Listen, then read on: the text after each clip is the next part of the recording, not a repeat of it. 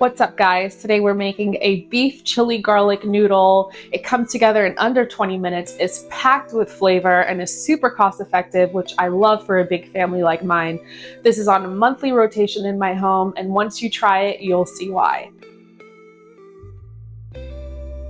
Now, if you like this recipe, don't forget to hit that like and subscribe button. Now let's get to it. Bring a large pot of water to boil. Add in salt and the fettuccine and cook until al dente. Once done, make sure to reserve 1 cup of the pasta water.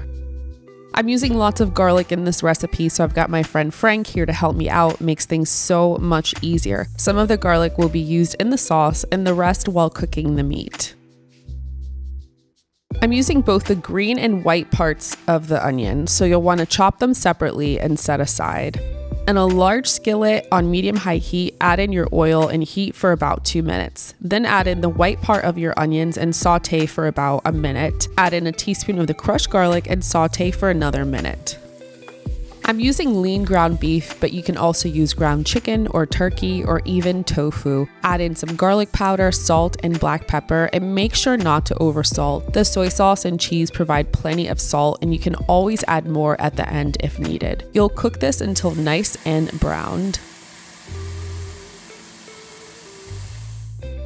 For our chili garlic sauce, we've got soy sauce, oyster sauce, the rest of our garlic, crunchy garlic chili oil, some sriracha, and brown sugar. You'll combine it, and while you're combining, heat your sesame oil stovetop until nice and hot, about 2 to 3 minutes.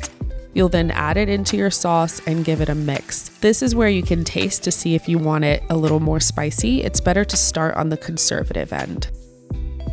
Add your noodles back to the pan along with the sauce on low heat and give that a really good mix. Once your noodles are fully combined and covered in the sauce, you can go ahead and add in the grated Parmesan cheese, or pecorino would work just as well. I've used both and it's delicious.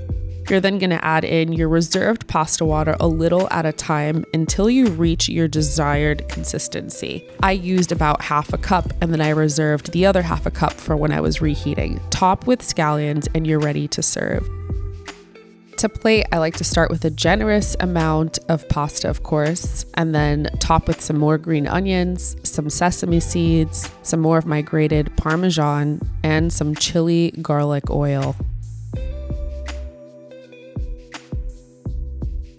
Et voila, let's dig in and see how this tastes. This looks so good. Look at that.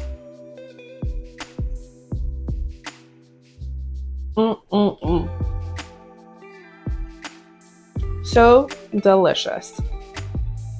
It's just the right amount of spice. You can add more if you like it more spicy. It's filled with umami flavors. That Parmesan cheese makes it so delicious. You're gonna love it. Let me know how you like it in the comments.